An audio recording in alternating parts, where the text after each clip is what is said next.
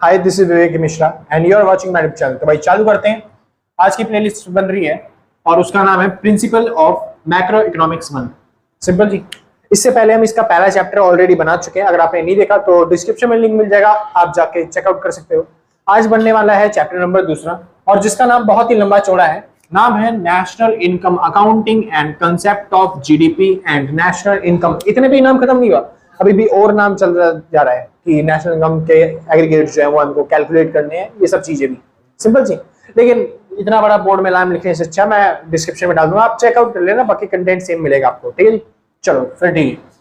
और हाँ, एक चीज और, ये जो प्लेलिस्ट बन रही है बीए बीकॉम दोनों के बच्चों के लिए बन रही है। बस ये मेक श्योर करना कि आपका जो सेमेस्टर है वो 2nd या 4th में से हो, आप आराम से प्लेलिस्ट पूरी चेकआउट कर सकते हो। और वीडियो देखने से पहले एक चीज और कि अगर आप एक नोट्स परचेज करना चाहते हो तो आप क्या बोलते हैं, इस नंबर पे कांटेक्ट करके जो भी मिनिमम अमाउंट होगा ना, व्हाट्सएप पे पेमेंट करने के बाद आराम से नोट्स परचेज कर सकते हो, कोई दिक्कत नहीं।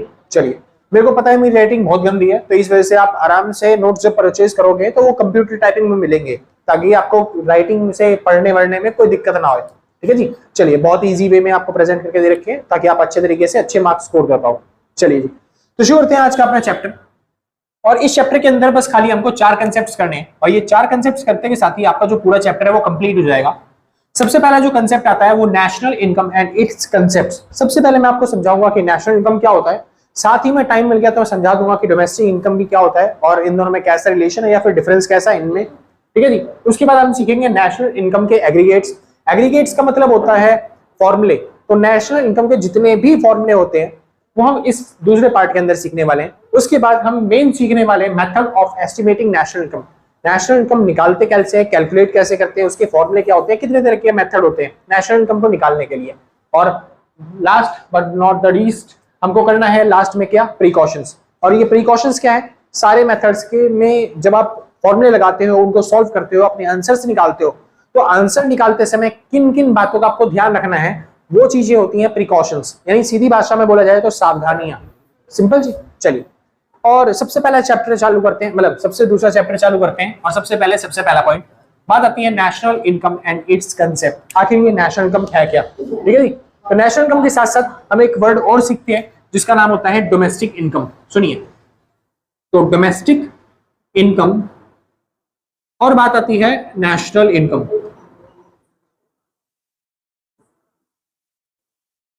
अब ये डोमेस्टिक इनकम और नेशनल इनकम में डिफरेंस क्या होता है, बस ये समझना है। कई बार एग्जाम्स में ये डिफरेंस ही आ गया है कि नेशनल इनकम और डोमेस्टिक इनकम में डिफरेंस बताइए। सिंपल जी, बहुत इजी कंसेप्ट है और आप आराम से समझ जाओगे। बस ये मेक श्योर करना कि जो बोल रहा हूं वो याद रहे आपको। तो अब ये डोमेस्टिक इनकम क्या होता है, हिंदी भाषा में डोमेस्टिक इनकम को बोलते हैं घरेलू आय। घरेलू आय का मतलब होता है एक घर की आय। घर की आय का मतलब जैसे पूरा हमारा जो देश है भारत, वो एक हमारी घर की तरह ही है। तो पूरा देश भारत मिलके जितना भी पैसा कमाता है वो पूरा क्या कहलाएगा, घरेलू आय यानी डोमेस्टिक इनकम। तो डोमेस्टिक इनकम का मतलब होता है एक साल में एक देश की बाउंड्री के अंदर जितनी भी आपने इनकम कमाई है उसको क्या बोलेंगे, डोमेस्टिक इनकम। तो डोमेस्टिक इनकम क्या है, एक साल में एक बाउंड्री ऑफ ए कंट्री, एक देश की बाउंड्री में जितनी भी आपने कौन सी इनकम, फैक्टर इनकम कमाई है, वो क्या कहलाएगा, वो कहलाता है डोमेस्टिक इनकम। यानी एक देश के अंदर जितना भी पैसा आप कमा रहे हो एक साल में वो क्या कहलाएगा, जीडीपी, डोमेस्टिक इनकम। सिंपल, कोई दिक्कत नहीं। कह रहे भैया समझ आ गया, बहुत इजी है। चलो कोई बात नहीं। नेशनल इनकम देखते हैं, ये उससे भी ज्यादा इजी है। नेशनल इनकम का मतलब क्या होता है, एक साल के अंदर हमारे देश के लोगों के द्वारा जितना भी पैसा कमाया जा रहा है, वो मैटर नहीं करता कि हमारे देश के लोग अपने देश में रह रहे हैं या फिर विदेशों में रह रहे हैं, बस हमारे देश के लोगों के द्वारा जितना भी पैसा कमाया जाता है वो क्या कहलाता है, नेशनल इनकम, राष्ट्रीय आय। मतलब क्या होता है राष्ट्रीय आय का, तो एक साल में एक देश के नॉर्मल लोग यानी कि नॉर्मल रेजिडेंट्स जितनी भी इनकम कमाते हैं, कौन सी इनकम, फैक्टर इनकम कमाते हैं, उसको क्या बोलते हैं, उसको बोलते हैं हम नेशनल इनकम। तो नेशनल इनकम क्या है, एक साल के अंदर एक देश के नॉर्मल रेजिडेंट्स के द्वारा कमाया गया फैक्टर इनकम। कोई दिक्कत नहीं। भैया कह रहा है भैया ऐसे लिख के आएंगे तो नंबर नहीं मिलेंगे, डेफिनेशन तो करवाओ। कोई बात नहीं, करवाता हूँ, तसल्ली खाओ, धैर्य धरो, हिंदू वीरो। चलो जी, डोमेस्टिक इनकम क्या होता है, सबसे पहले इसी से डेफिनेशन बनने वाली है। तो डोमेस्टिक इनकम क्या होता है, तो आपको बोलना है it is the sum of total कौन सी income, factor income, it is the sum of total factor income earn, कहां पे कमाया गया, in the boundary of a country, in the boundary of a country. उसके बाद एक साल में, तो मतलब during a fiscal year. Fiscal year का मतलब होता है लेखा वर्ष।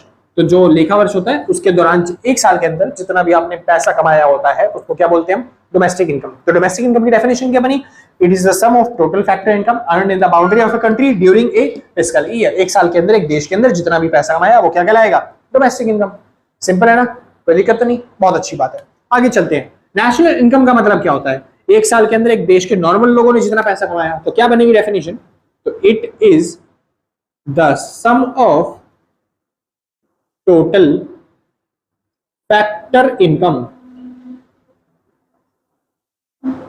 अर्न बाय द, किसने कमाया, नॉर्मल लोग, तो normal residents of a country during a fiscal year. तो एक साल के अंदर एक देश के लोगों ने जितना भी पैसा कमाया उसे क्या बोलते हैं, नॉर्मल नेशनल इनकम। तो सीधी सी बात, जब आप नेशनल इनकम निकालते हो तो उस देश के लोगों को ध्यान में रखना, और जब आप डोमेस्टिक इनकम निकालते हो उस देश की बाउंड्री को ध्यान में रखना। समझे? तो मतलब क्या कह रहा हूं मैं, एक देश की बाउंड्री के अंदर जो भी पैसा कमाता है वो डोमेस्टिक इनकम, चाहे वो हमारे देश के इंसान कमाए, चाहे वो अंग्रेज कमाए, चाहे वो चाइनीज कमाए, चाहे वो जापानीज कमाए, कोई भी पैसा कमा रहा है हमारे देश में, हमारे देश की इनकम होगी वो। और नेशनल इनकम में हमारे देश के लोग, चाहे वो देश के अंदर से पैसा कमाए चाहे देश के बाहर से कमा के लेके आए, वो सारी इनकम किसकी है, नेशनल इनकम हमारे देश की राष्ट्रीय आय होगी। समझे? यहाँ पे अंग्रेजों का पैसा नहीं जोड़ेंगे, यहाँ पे इंसान हमारा देश का होना चाहिए। समझे? यहाँ पे अंग्रेजों का पैसा जोड़ सकते हैं क्योंकि बेसिक से वो कहीं पे भी कमाए, मतलब देश की बाउंड्री के अंदर कहीं पे भी कमाए, देश की बाउंड्री में तो कमाया, तो बस यहाँ पे अंग्रेजों का पैसा जुड़ सकता है, लेकिन यहाँ पे अंग्रेजों का पैसा नहीं जुड़ता। कोई डाउट्स? मतलब जो भी पैसा अंग्रेजों को हम पे कर रहे हैं कमाने के बदले में, जैसे अंग्रेज लोग आए हमारे देश में, कमाया, कमा के अपने घर में ले गए, यानी जो पैसा अंग्रेज लोग हमारे देश से कमा के लेके जा रहे हैं हम उसको भी जोड़ते हैं यहाँ पे, लेकिन यहाँ पे वो पैसा नहीं जोड़ते। तो सीधी सी बात, मैं क्या ना क्या चाह रहा हूँ, दूसरा डिफरेंस क्या है, अंग्रेज लोग आए हमारे देश में पैसा कमाया और कमा के अपने घर में ले गए, अपने देश में ले गए, तो लेकिन वो पैसा उन्होंने कमाया कहाँ पे था, हमारे देश की बाउंड्री में, तो ये डोमेस्टिक इनकम में जोड़ा जाता है। यानी एक देश की बाउंड्री में डोमेस्टिक इनकम क्या होती है, डोमेस्टिक इनकम एक देश की बाउंड्री के अंदर कमाया गया पैसा, तो हम कमाए चाहे अंग्रेज कमाए, यानी अंग्रेजों के द्वारा कमाया गया पैसा, जिसको हम क्या बोलते हैं, फैक्टर इनकम टू अब्रॉड। जो भी पैसा किसने कमाया, अब्रॉड ने, विदेशों ने जो भी पैसा कमाया उसको कहां पे इंक्लूड करते हैं, डोमेस्टिक इनकम में, तो इसको इंक्लूड करेंगे, इज इंक्लूडेड।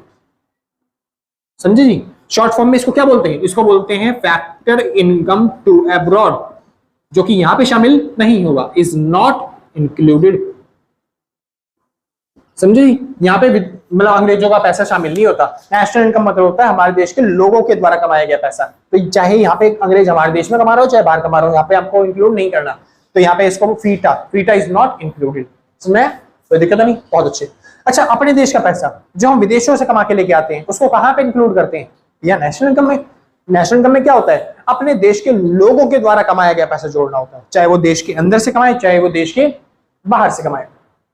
सिंपल, यानी विदेशों से कमा के जो पैसा लाते हैं उसको कहां पे इंक्लूड करते हैं, यहाँ पे। क्या यहाँ पे विदेशों का से कमाया हुआ धन इंक्लूड करेंगे? नहीं, क्योंकि यहाँ पे विदेशों का पैसा इंक्लूड नहीं होता, ये डोमेस्टिक इनकम है, हमारे देश की बाउंड्री की इनकम है, विदेशों की थोड़ी ना इनकम है। इसलिए यहाँ पे कौन सा पैसा इंक्लूड होता है, विदेशों से कमाया हुआ पैसा, यानी कि यहाँ पे कौन सा पैसा इंक्लूड करेंगे, तीसरा difference, it includes factor income from abroad, यानी कि यहां पे विदेशों से कमाया हुआ पैसा इज इंक्लूडेड, जुड़ता है। लेकिन यहां पे शॉर्ट फॉर्म में क्या बोलेंगे इसको बोलेंगे फीफा, फूफानी, फीफा इज नॉट इंक्लूडेड। कई बार भाई एग्जाम्स में यही डिफरेंस देखने को मिल जाता है कि इन दोनों में डिफरेंस बताओ, डोमेस्टिक इनकम और नेशनल इनकम में। तो दिक्कत नहीं, आराम से आप कर आओगे, बहुत इजी सा कंसेप्ट है, इजीली हो जाएगा। ठीक है। अच्छा, कई बार नाम भी चेंज कर देते हैं, डोमेस्टिक इनकम की जगह इसको डोमेस्टिक प्रोडक्ट भी बोल सकते हैं वो लोग। घरेलू उत्पाद और राष्ट्रीय उत्पाद में अंतर बताओ, तब भी यही सेम करके आना है, कोई टेंशन ही नहीं, कोई चिल करो आराम से, सिंपल भाई। चलो बहुत अच्छी बात है। अच्छा, एक और डिफरेंस करवा देता हूं ताकि आपके लिए और इजी पड़ जाए थोड़ा सा करना समझाना। हाँ जी, चौथा डिफरेंस देख रहे हैं अपने हिसाब से कितने डिफरेंस हो गए। ठीक है जी। फिलहाल तो लास्ट डिफरेंस क्या है, अब जो हम इकोनॉमिक्स पढ़ रहे हैं, आपको पता होगा इकोनॉमिक्स ना बिल्कुल भी मैथ से कम नहीं है। जितनी मैथ में बचपन में पढ़ी थी ना, उतनी ही मैथ इकोनॉमिक्स में भी आती है। आपने पढ़े होंगे सब्जेक्ट्स, स्टैटिक्स हो गया, इकोनॉमेट्रिक्स हो गया, इसमें इंटीग्रेशन, डेरिवेटिव सब चीज आ जाती है, समझे जी। तो इसी तरह यहाँ पे हमारी जो इकोनॉमिक्स है वो साइंस से भी कम नहीं है। जैसे साइंस ने हर एक एलिमेंट्स के अपने अलग अलग साइंस वाले नाम दे रखे हैं ना, जैसे पानी को पानी नहीं बोलते साइंस में बोलते हैं पानी को H2O, सुना है? हाँ जी। सेम उसी तरीके से हाइड्रोजन को क्या बोलते हैं? H, है ना भाई, बढ़िया। ऑक्सीजन को क्या बोलते हैं? O2, है ना भाई। सेम उसी तरीके से हमारे यहाँ पे डोमेस्टिक इनकम को भी साइंस वाला नाम दे रखा है। डोमेस्टिक इनकम को हम बोलते हैं NDP एट HC, मतलब सॉरी FC, सिंपल जी। इसको क्या बोलते हैं? NDP at FC, domestic income. और नेशनल इनकम को बोलते हैं NNP एट FC। ये बचपन में 12th क्लास में आप पढ़ चुके हो, मेरे को पता है, लेकिन फिर भी बस एक बार रिकॉल हो जाए, आपको याद आ जाए एक बार, उसी के लिए करवा दे रहा हूं आपको। समझा गया? ये था डोमेस्टिक इनकम और नेशनल इनकम में डिफरेंस। कोई दिक्कत नहीं हुई, आसान था। बस डोमेस्टिक इनकम में क्या बताया, एक देश की बाउंड्री के अंदर कमाया गया पैसा। अब विदेशों से पैसा कमा के ला रहे हो तो फिर वो पैसा डोमेस्टिक इनकम में नहीं जुड़ता। नेशनल इनकम क्या होता है? एक देश के लोगों के द्वारा कमाया गया पैसा। विदेशों से पैसा कमा के ला रहा है कोई अब हमारे देश का इंसान, तो उसको हम नेशनल इनकम में तो जोड़ेंगे, लेकिन डोमेस्टिक इनकम में नहीं जोड़ेंगे। समझ में आ गया था ना? कोई दिक्कत नहीं ना, बहुत अच्छी बात है। ये एक छोटा सा कंसेप्ट था जो कि खत्म हो चुका है फिलहाल, ठीक है जी। लेकिन इसके साथ साथ छोटे छोटे कंसेप्ट और है, मैं चाहता हूं कि वो चीजें और एक बार आपको समझा दूं। सिंपल, कोई दिक्कत नहीं। चलिए, नहीं एक काम करते हैं, पहले आपको फॉर्मूले समझा देता हूं, क्योंकि अगला टॉपिक जो आता है वो नेशनल इनकम के एग्रीगेट्स आता है, तो बार बार अलग अलग फॉर्मूले करने से अच्छा इसी से फॉर्मूले बन जाएंगे, वो समझा देता हूं। तो सुनिए ध्यान से। सबसे पहला फॉर्मूला क्या है? फॉर्मूले का नाम है डीपी और एनपी। अच्छे तरीके से याद करना, बहुत इंपॉर्टेंट है। डीपी मतलब होता है डोमेस्टिक प्रोडक्ट और एनपी का मतलब होता है नेशनल प्रोडक्ट। अब डोमेस्टिक प्रोडक्ट और नेशनल प्रोडक्ट में क्या रिलेशन है, या फिर डोमेस्टिक प्रोडक्ट से नेशनल प्रोडक्ट पे जाना हो तो कैसे जाएंगे, नेशनल प्रोडक्ट से डोमेस्टिक प्रोडक्ट पे जाना हो तो कैसे जाएंगे, बस ये सब चीजें हमको सीखनी है। सिंपल। अब सुनिए ध्यान से। डोमेस्टिक प्रोडक्ट यानी कि डोमेस्टिक इनकम मतलब क्या होता है? एक देश की बाउंड्री के अंदर कमाया गया पैसा। अब एक देश की बाउंड्री के अंदर मान लेते हैं मैंने 100 रुपए कमाए, सिंपल। और कोई एक इंसान है हमारे देश का जो कि बाहर से 10 रुपए कमा के लेके आ रहा है, समझ में आया? चलो जी वापस चलते हैं। तो डोमेस्टिक इनकम कितनी बनेगी? डोमेस्टिक इनकम जो कि हमने अपने देश में कमाया है पैसा, यानी 100 रुपए, बढ़िया। नेशनल इनकम कितनी बनेगी? नेशनल इनकम मतलब होता है हमारे देश के लोगों के द्वारा कमाया गया पैसा, चाहे वो देश के अंदर कमाए चाहे वो देश के बाहर से कमा के लाए। यानी कि नेशनल इनकम कितनी बन गई? तो 100 और 10, 110। समझ में आया भाई? बढ़िया, ये हो गई 110 और ये हो गया 100। तो अब अगर मैं बोलूं मेरे को डोमेस्टिक प्रोडक्ट से किस पे जाना है? नेशनल प्रोडक्ट पे, तो क्या करना पड़ेगा? 100 से मेरे को जाना है 110 पे, तो क्या करना पड़ेगा? बढ़ाना पड़ेगा। कितने रुपए बढ़ाने पड़ेंगे? 10 रुपए बढ़ाने पड़ेंगे। वो 10 रुपए क्या था? जो पैसा हमने कहां से कमाया था? विदेशों से कमाया था। समझ में आया? इसलिए आपको यहाँ पे जोड़ना पड़ेगा। क्या जोड़ना पड़ेगा? NFIA। क्या जोड़ना पड़ेगा? NFIA। तो करा भैया NFIA क्या होता है? NFIA कुछ नहीं है सर, ये बहुत सिंपल सा टॉपिक है। NFIA का मतलब होता है net factor income from abroad.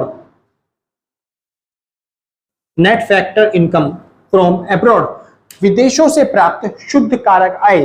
वो पैसा जो हमने अब्रॉड से, वो इनकम जो हमने अब्रॉड से एक्चुअली में कमाई है, उसको यहाँ पे जोड़ना पड़ेगा। तो हमने एक्चुअल में विदेशों से कितना पैसा कमाया? 10 रुपए, तो बस वो 10 रुपए यहाँ पे जोड़ने पड़ेंगे। यही तो बोला मैंने। अच्छा, और सिंपल सा, अगर एनपी से हमको जाना हो डीपी पे, यानी कि 110 से हमको जाना हो किस पे? 100 पे, तो क्या करना पड़ेगा भैया? माइनस करना पड़ेगा। कितने रुपए? 10 रुपए। और 10 रुपए क्या था? वो NFIA। तो बस NFIA के क्या कर देंगे? माइनस। चलो मैं मानता हूं मैंने अभी भी नया करवाया आपको NFIA और आपको समझ में नहीं आया होगा, कोई बात नहीं, टेंशन मत लो। मैं एक छोटा सा फॉर्मूला करवा देता हूं NFIA का, ताकि आपको याद रह जाए, बस वो याद कर लेना, हो जाएगा काम। तो NFIA का फॉर्मूला बहुत सिंपल है, जो आपने सीखा ना फीफा और वहां पे फीटा, बस उसी का काम है। यानी कि एनएफआई का फॉर्मूला क्या है, फीफा माइनस में फीटा, यानी factor income from abroad minus में फैक्टर इनकम टू अब्रॉड। जैसे फैक्टर इनकम फ्रॉम अब्रॉड, मैंने विदेशों से कमाया 100 रुपए, फैक्टर इनकम टू अब्रॉड, कुछ लोग अंग्रेज भी तो हमारे देश से कमा के ले गए, तो अंग्रेजों ने कमा के लेके चले गए कितने रुपए, 90 रुपए, तो मेरे को प्रॉफिट हुआ लॉस, हाँ जी प्रॉफिट हुआ, क्योंकि मैंने विदेशों से कमाया था 100 रुपए और अंग्रेज लोग मेरे से कमा के ले गए 90 रुपए, तो मेरे को 10 रुपए का क्या हो गया प्रॉफिट, और वो 10 रुपए ही क्या कहलाता है, वो कहलाता है एनएफआई। वही एनएफआई है जो मैंने यहाँ पे प्लस और माइनस किया एक्चुअल में जो मैंने विदेशों से कमाया। समझ में आया? तो मैं समझा रहा हूँ सिंपल सी बात, नेशनल इनकम, और नेशनल इनकम में भाई मौत, ये मान लो बच्चों को मौत हो जाती है, इतना मुश्किल टॉपिक होता है, सांप के जहर से ज्यादा जहरीला टॉपिक होता है ये, समझे जी। सांप का जहर एक बार में आपको काटेगा तो केवल आप मरोगे, लेकिन ये क्वेश्चन अगर पेपर में आ गया तगड़े वाला, तो ये मान लो इस क्वेश्चन के खाली दर्शन मात्र से पूरी क्लास फेल हो जाती है, इतना जहरीला क्वेश्चन होता है ये। तो इसलिए ध्यान से समझो, बहुत इंपॉर्टेंट टॉपिक है, और इसके अंदर ज्यादा नहीं 10 न्यूमेरिकल, 10 न्यूमेरिकल नहीं, 10 न्यूमेरिकल तो छोड़ो, 10 न्यूमेरिकल तो ज्यादा हो गए, 10 फॉर्मूले के अंदर कंप्लीट करवा दूंगा ये वाला चैप्टर। बस आप 10 फॉर्मूले याद कर लेना, 10 फॉर्मूले याद करने के साथ ही पूरा चैप्टर कंप्लीट, और ज्यादा मुश्किल नहीं है, 2 फॉर्मूले मैं करवा ही चुका हूं। सबसे पहला फॉर्मूला ये मान लो, ये रहा डीपी, मैं पूछूंगा डोमेस्टिक प्रोडक्ट से नेशनल प्रोडक्ट पे जाने के लिए क्या करना पड़ेगा, बोल देना प्लस एनएफआई है। तो बोलूंगा नेशनल प्रोडक्ट से डोमेस्टिक प्रोडक्ट पे आने के लिए क्या करना पड़ेगा, बोल देना माइनस एनएफआई है। सिंपल ना, पहला फॉर्मूला खत्म। दूसरा फॉर्मूला मैं पूछूंगा एनएफआई है, एनएफआई का फॉर्मूला सुनाओ, तो आप बोल देना फूफा माइनस में सॉरी फीफा माइनस में फीटा। सिंपल ना, कोई दिक्कत तो नहीं ना, बस इस तरीके से आपको फॉर्मूले सुनाने। चलो जी आगे चलते हैं। फिलहाल अब आगे आते हैं, हाँ वैसे तो काफी सारे टॉपिक हो गए, लेकिन छोटे छोटे टॉपिक रह गए जो मैं बता देना चाहूंगा आपको। मेरे को लग रहा होगा बहुत ज्यादा डाउट है और आपको समझ में नहीं आ रहा होगा बिल्कुल भी। जैसे आपको पता नहीं होगा ये फिस्कल ईयर क्या होता है, पता है आपको फिस्कल ईयर क्या होता है? चलो कोई बात नहीं, बता देता हूँ। दुनिया में लोगों को कुछ नहीं पता होता। सबसे पहले बात आती है ईयर, नहीं यहाँ पे नहीं, फिर तुम कंफ्यूज हो जाओगे, यहाँ पे करवा देता हूँ ना। ठीक, ईयर, ईयर मतलब होता है वर्ष, और जो साल होते हैं वो 2 तरह के होते हैं। पहला होता है कैलेंडर ईयर, कैलेंडर ईयर जो कैलेंडर में चलता है, 1 जनवरी को चालू होता है, 31 दिसंबर को खत्म होता है, इसको बोलते हैं कैलेंडर ईयर, सिंपल। दूसरा होता है financial year, financial year, financial year को ही बोलते हैं हम फिस्कल ईयर, फिस्कल ईयर, ठीक है जी, वित्तीय वर्ष, जो 1 अप्रैल से चालू होता है और 31 मार्च को खत्म हो जाता है। तो यहाँ पे जो भी हम कैलकुलेशन करेंगे नेशनल इनकम की, वो फिस्कल ईयर यानी कि इस हिसाब से करेंगे कि 1 अप्रैल को साल चालू होगा और 31 मार्च को साल क्या हो जाएगा, खत्म हो जाएगा, समझे जी। इसके अलावा दूसरा मेरे को जो टॉपिक आपको समझाना लगता है कि समझाना पड़ेगा, वो होता है ये फैक्टर इनकम क्या है, आप पूछोगे है ना भाई। तो एक बार एक काम करो, छोटा सा काम, ये कुछ इंपॉर्टेंट टॉपिक्स है, मैं उनको नोट करवा देता हूँ, बाकी सारा आप नोट कर लेना, बाकी मैं बाद में बता दूंगा। तो मेरे हिसाब से जो इंपॉर्टेंट है वो है फैक्टर इनकम, जो भी समझाऊंगा। उसके बाद इंपॉर्टेंट है बाउंड्री ऑफ ए कंट्री, ठीक है जी, इसके अंदर फैक्टर इनकम तो आपको पता ही चल चुका, बता दूंगा वो, है ना। उसके बाद नॉर्मल रेजिडेंस के बारे में समझाऊंगा आपको, और फिस्कल ईयर आपको पता ही है, ठीक है जी। तो ये इंपॉर्टेंट टॉपिक है जो आपको मैं थोड़ा थोड़ा समझाऊंगा इनके बारे में, फिर हम आगे चलेंगे। एक बार जिसको नोट करना है फटाफट से नोट कर लो, फिर आगे चलते हैं। और वो 2 फॉर्मूले मेक श्योर करना कि आपको याद हो जाए, रट्टा हो जाए बिल्कुल अच्छे तरीके से, नोट कर लो भाई। हाँ भाई, तो चालू करते हैं। छोटे छोटे 2 कंसेप्ट है वो समझा देता हूं। तो सबसे पहले बात आती है किसकी, फैक्टर इनकम। ये फैक्टर इनकम क्या होती है? फैक्टर इनकम समझाते समय एक छोटी सी इनकम और है जिसको हम बोलते हैं ट्रांसफर इनकम, वो ज्यादा समझाऊंगा तो आपको अच्छे से समझ में आ जाएगा फैक्टर इनकम के बारे में भी। अब ये फैक्टर इनकम क्या होती है और ट्रांसफर इनकम क्या होती है? फैक्टर इनकम को हम बोलते हैं 2 साइडेड इनकम। क्या बोलते हैं? 2 साइडेड इनकम, 2 तरफा आय।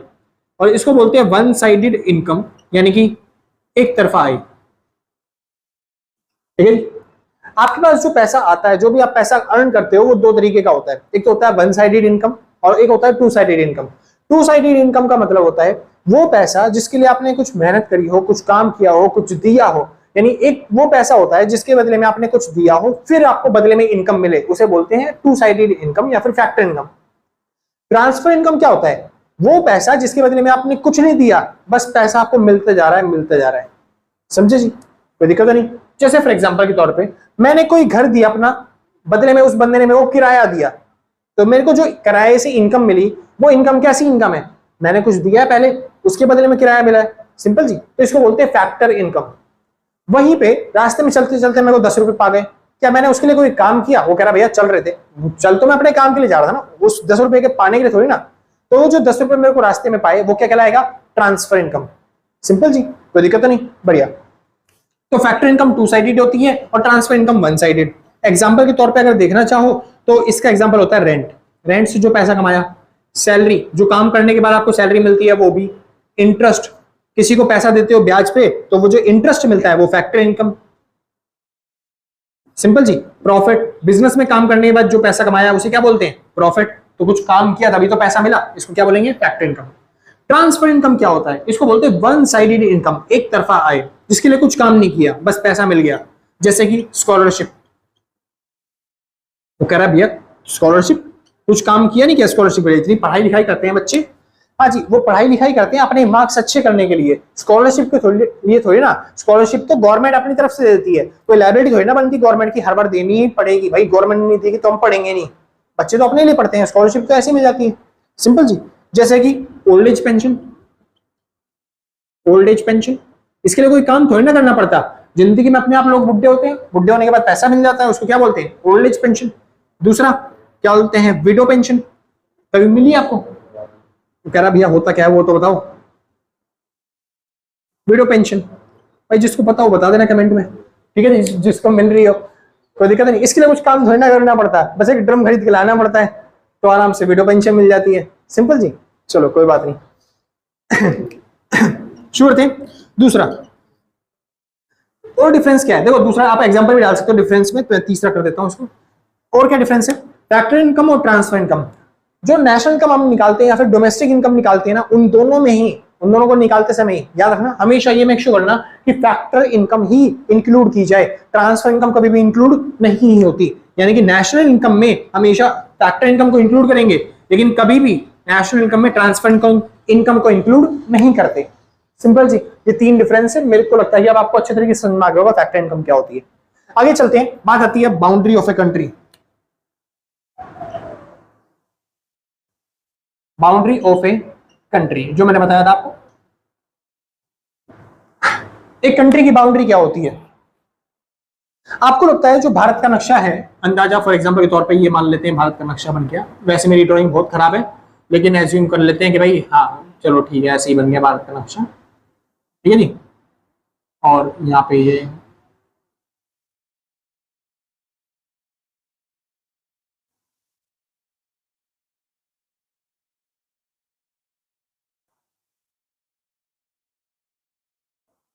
चलो जी, मान लेते हैं, वैसे मेरी ड्राइंग खराब है मगर ये माल ज्यादा मोटा हो गया ना इधर से, चलो ठीक है बस बहुत है, इतना बना दिया। मान लेते हैं ये भारत का नक्शा हो गया। ये लोग मानते हैं इस भारत के नक्शे के अंदर जितना भी पैसा हम कमाएंगे वो हमारे देश की बाउंड्री, मतलब हमारे देश की इनकम कहलाएगी, समझे? लेकिन ऐसा नहीं है, हमारे भारत का नक्शा थोड़ा सा और बड़ा है, हम और भी जगह से जो पैसे कमाते हैं वो भी इस देश की इनकम ही कहलाती है। जैसे फॉर एग्जाम्पल के तौर पर हमने ना अमेरिका में एक छोटी सी जमीन खरीद रखी है, हमने चाइना के अंदर भी ना एक छोटी सी जमीन खरीद रखी है, हमने श्रीलंका के अंदर भी एक छोटी सी जमीन खरीद रखी है। वो सब जो जमीन हमने खरीद रखी है, हमारे इंडिया वाले, मतलब हमारे देश की कंट्री ने या फिर हमारी गवर्नमेंट ने जो जमीन खरीद रखी है, उस जमीन के अंदर जितना भी पैसा कमाया जाता है ना, वो भी हमारे देश की इनकम ही कहलाएगी, वो भी हमारी धरती की जमीन खरीदाएगी। अच्छा, आपने जो जमीन लंदन में, कनाडा में खरीद रखी है, वो जमीन की बात नहीं कर रहा, ये वो जमीन है जो कि इंडियन गवर्नमेंट ने खरीदी है, वो भी किस नाम से? एम्बेसी के नाम से। तो पहला एम्बेसी। तो जो इस देश की बाउंड्री में पैसा कमाया जाता है, वो पैसा तो देश की बाउंड्री में जो कमाया जा रहा है, वो पैसा तो डोमेस्टिक इनकम में जुड़ता ही जुड़ता है, प्लस में वो पैसा जो इन एम्बेसीज के अंदर कमाया जा रहा है। एम्बेसी मतलब क्या होता है? दूतावास। हमारे देश की थोड़ी सी जमीनें विदेश में जाके हमारे देश के नेताओं ने खरीद रखी होती है हमारे देश की एम्बेसी बनाने के लिए, समझे? एम्बेसी क्या होता है? गूगल कर लेना, आपको मिल जाएगा। दूतावास मतलब कि जहां पे क्या बोलते हैं, आप वीजा के लिए अप्लाई करते हो ना, वही जगह। चलो जी। तो कह रहा भैया प्लेन में कभी बैठे नहीं, वीजा के लिए काम, हाँ समझ रहा हूँ, मैं भी नहीं बैठा भाई, क्या करें। चलो जी। दूसरा, तो जो भी पैसा आपकी एम्बेसी कमाती है, हमारे देश की एम्बेसी जहां से पैसा कमाएगी वो भी हमारे देश में जोड़ा जाता है। सेम ऐसे ही अगर कोई अमेरिका की एम्बेसी यहाँ पे है इंडिया के अंदर, तो वो जो एम्बेसी के अंदर पैसा कमाया जाएगा वो इंडिया का पैसा नहीं होगा, वो अमेरिका का पैसा होगा, क्योंकि वो एम्बेसी कहाँ की है? अमेरिका की। सेम इसी तरीके से एयर, जिसे एम्बेसी के टाइम पे हमको देखना पड़ता है एम्बेसी कहाँ की है, वैसे एयर के टाइम पे प्लेन में जो पैसा कमाया जाता है वो भी देखना पड़ता है कि किस देश का वो प्लेन है। अगर वो एयर इंडिया है तो कहाँ का प्लेन है? जापान का? नहीं जी, इंडिया का। तो वो पैसा कहाँ पे इंक्लूड होगा? इंडिया में। जो भी प्लेन में पैसा कमाया जाएगा वो उस प्लेन की डोमेस्टिक इनकम उनके नाम से कैलकुलेट होती है। एयर इंडिया ने जितना पैसा कमाया वो सारा इंडिया का, स्पाइस जेट ने जो पैसा कमाया वो उस देश का। समझे जी? इस तरीके से। तीसरा, वाटर में, पानी में 200 नॉटिकल माइल्स, 200 नॉटिकल माइल्स तक जो भी पैसा कमाया जा रहा है, यानी कि इस देश की बाउंड्री के इस कोने तक जो भी पैसा कमाया जा रहा है वो पैसा भी हमारे देश की क्या होता है डोमेस्टिक इनकम में आएगा। क्योंकि जो समुद्र के लगता हुआ पानी होता है वहां पे जो भी मछुआरे मछली पकड़ के पैसा कमाते हैं वो भी हमारे देश की बाउंड्री में कैलकुलेट होता है। सिंपल सी। तो हमारे देश की बाउंड्री इतनी बड़ी है, तो कौन सा? एयर का, वाटर का और एम्बेसी का, ये तीनों पैसा हमारे देश की बाउंड्री में आता है, हमारे देश की बाउंड्री में। सिंपल जी। चलिए अब चालू करते हैं अगला टॉपिक जिसका नाम है नॉर्मल रेजिडेंस। नॉर्मल रेजिडेंस क्या होता है? नॉर्मल रेजिडेंस का मतलब होता है सामान्य निवासी। अब सामान्य निवासी कौन होता है? वो इंसान जो किसी भी देश के अंदर 1 साल या उससे ज्यादा टिक गया और उसकी आर्थिक रुचि का केंद्र यानी कि इकोनॉमिक इंटरेस्ट वही देश है, तो उसको उस देश का क्या बना दिया जाएगा? Normal residence. जैसे कोई जापान का इंसान हमारे देश में आ जाता है और वो 2-3 साल टिक जाता है और जो भी कमाता उमाता है इंडिया से वो इंडिया में ही खर्च करता है, स्कूल बनवाता है, हॉस्पिटल्स बनवाता है, यानी उसका इकोनॉमिक इंटरेस्ट किस देश को डेवलप करने में है? इंडिया को। तो वो जापान का इंसान अब वो नॉर्मल रेजिडेंस सामान्य निवासी बन जाएगा। कहाँ का? इंडिया का। समझे? ऐसी अगर आप अमेरिका चले जाते हो, वहीं पे कमाते हो, वहीं पे खाते हो, वहीं पे डेवलपमेंट करते हो, तो आप इंडिया के सामान्य निवासी नहीं हो। अब आप कहाँ के सामान्य निवासी हो? अमेरिका के। अब आपको टैक्स कहाँ पे भरने पड़ेंगे? जहां से आपने पैसा कमाया, अमेरिका से कमाया तो अमेरिका में टैक्स दोगे। सिंपल जी। तो इस तरीके से होता है सामान्य निवासी। बच्चों में कंफ्यूजन होती है कई बार सिटीजन को लेके। सिटीजन थोड़ा सा अलग है, सिटीजन और नॉर्मल रेजिडेंस में फर्क है। आप उस देश के सामान्य निवासी तो बन सकते हो इन 2 चीजों को फॉलो करके, समझे? लेकिन उन देश के सिटीजन बनने के लिए अलग ही क्राइटेरिया है। सिटीजन वो इंसान होता है जिसको वहां पर वोट डालने का अधिकार है। जापान का इंसान हमारे देश में आके नॉर्मल रेजिडेंस तो बन सकता है लेकिन वो सिटीजन नहीं बन सकता। सिटीजन वो इंसान होता है जिसको वोट डालने का अधिकार है। तो क्या जापानी को हमारे देश में वोट डालने का अधिकार मिलेगा? मिल सकता है, लेकिन केवल 2 तरीकों से। पहला तरीका बाय बर्थ, उस जापानी इंसान को हमारे देश में बस पैदा होना पड़ेगा। कह रहा है अब तो ना पॉसिबल है भैया, अब तो हो चुका वो जापान में पैदा। मतलब पहला तरीका तो यही है, बाय बर्थ। जो भी इंसान हमारे देश में पैदा हुआ वो हमारे देश का सिटीजन बन जाएगा, नागरिक बन जाएगा। अगर वो मान लो गलती से दूसरे देश में पैदा हो गया है और उसकी इच्छा नहीं है उस देश में रहने की, जैसे कोई पाकिस्तान में पैदा हो गया और उसकी इच्छा नहीं है वहां पे रहने की, तो वो इंडिया में आ सकता है, लेकिन उसको सिटीजन नहीं बनाएंगे। सिटीजन बनने के लिए उसको चाहिए होगा ग्रीन कार्ड। दूसरा तरीका क्या है? By green card. वैसे तो पाकिस्तान वालों को इंडिया में आने ही नहीं देंगे, पहली बात। लेकिन अगर जापान का, चाइना का, कोई और देश का बंदा हमारे देश में आना चाहता है, आ सकता है, बहुत अच्छे तरीके से वेलकम है जी, ठीक है। लेकिन अगर सिटीजनशिप चाहिए तो आपको क्या लेना पड़ेगा? Green card. और ये ग्रीन कार्ड कैसे मिलता है? ग्रीन कार्ड कुछ नहीं, बस खाली आप उस देश में जाके किसी से, उस देश की राष्ट्रीयता जिसके पास हो, उस देश के लोगों से जाके शादी कर लोगे तो आपको क्या मिल जाएगा? Green card. जैसे अमेरिका में जाके अमेरिका किसी नागरिक से शादी कर लेना तो आपको क्या मिल जाएगा? वहां का ग्रीन कार्ड। तो आपके पास 2 देशों का नागरिकता मिल जाएगी, एक इंडिया की जहां पे आप पैदा हुए, दूसरी वहां की जहां के आपके पास ग्रीन कार्ड है। सिंपल। चलो जी, बहुत अच्छी बात है, कोई दिक्कत नहीं। तीसरा एक वर्ड आता है एनआरआई। इसको बोलते हैं नॉन रेजिडेंशियल इंडियन। इंडिया में तो पैदा हुआ लेकिन इंडिया में ही नहीं रहता, इसको बोलते हैं एनआरआई। जैसे जितने भी अपने क्या बोलते हैं ऐसे भाई बंधु हैं जो कि इंडिया में तो पैदा हुए, जैसे वो कनाडा में जाके बस जाते हैं, तो उन्हें क्या बोलते हैं कि वो नागरिकता उन्होंने चेंज करवा ली कि अब वो क्या बोलते हैं इंडिया के नॉर्मल रेजिडेंस नहीं रहे, अब वो कहाँ के बन चुके हैं? बाहर के। सिंपल जी। इसको बोलते हैं एनआरआई।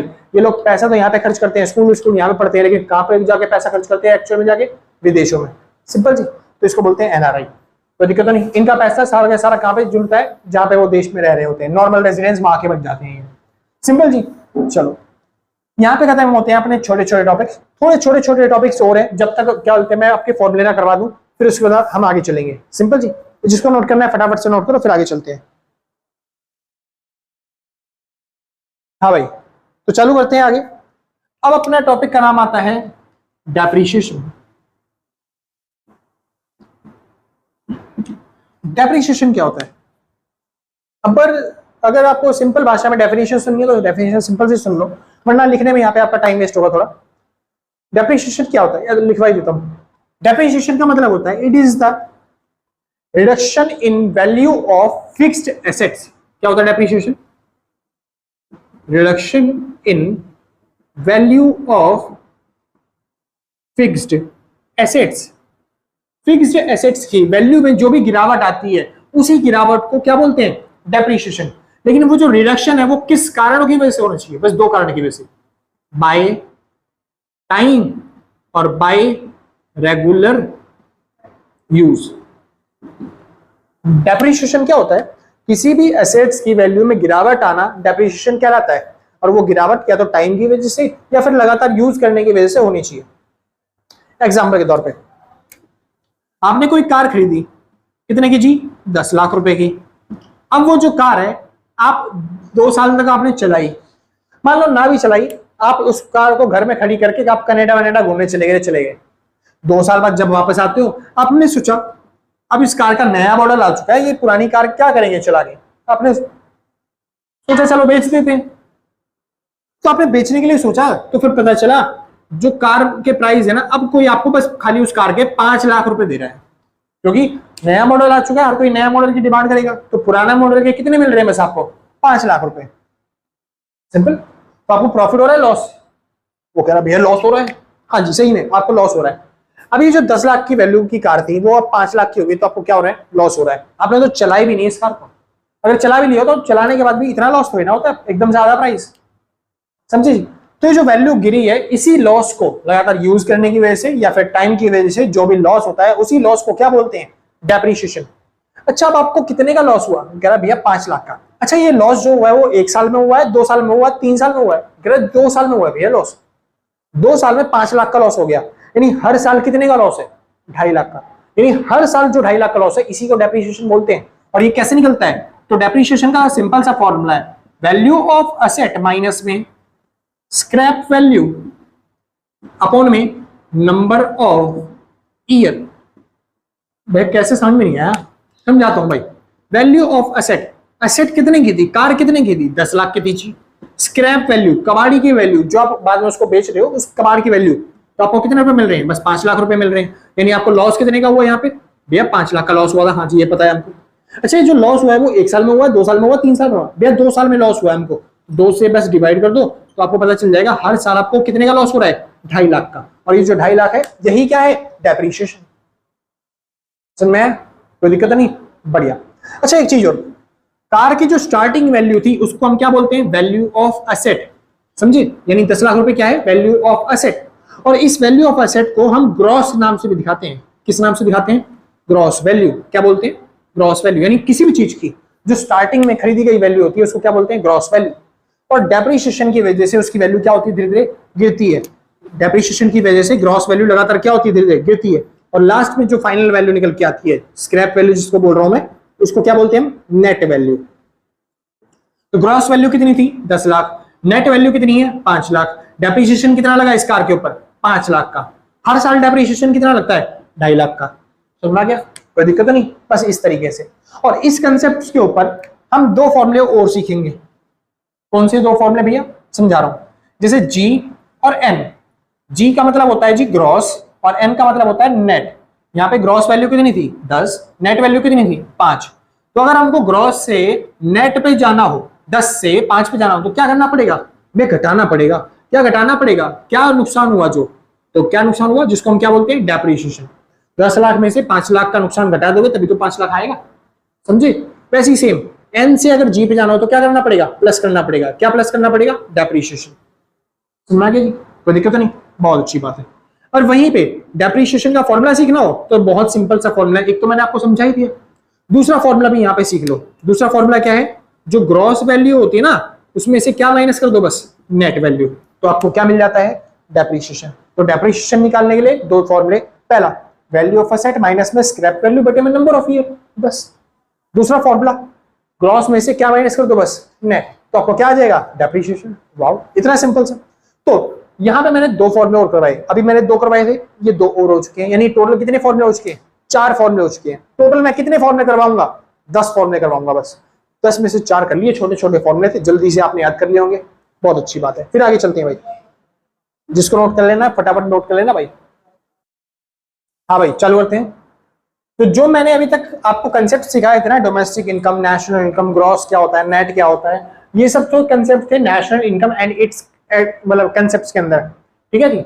बाकी जो मैं ये फॉर्मूले सिखा रहा हूँ, फॉर्मूले आते हैं नेशनल इनकम और इसके एग्रीगेट्स के अंदर, जिसमें टोटल 6 फॉर्मूले अभी फिलहाल, मैं 10 कह रहा हूँ लेकिन 6 फॉर्मूले अभी फिलहाल, ठीक है। उसके बाद 4 फॉर्मूले और हैं, ठीक है जी। अभी फिलहाल हम नेशनल इनकम में एग्रीगेट्स कर रहे हैं, तो बाकी के जो 2 बच गए फॉर्मूले वो और कर लेते हैं लास्ट, ठीक है जी। तो अब आता है 1 2 3 4 5, पांचवा फॉर्मूला।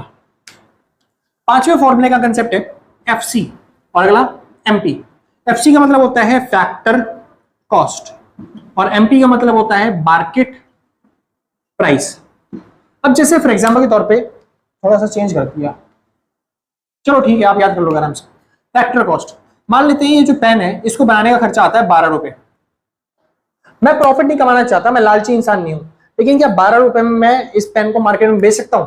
नहीं जी, मैं प्रॉफिट नहीं कमाना चाहता, गवर्नमेंट तो चाहती है, तो गवर्नमेंट अब इस पे लगा देती है 3 रुपए का क्या, टैक्स।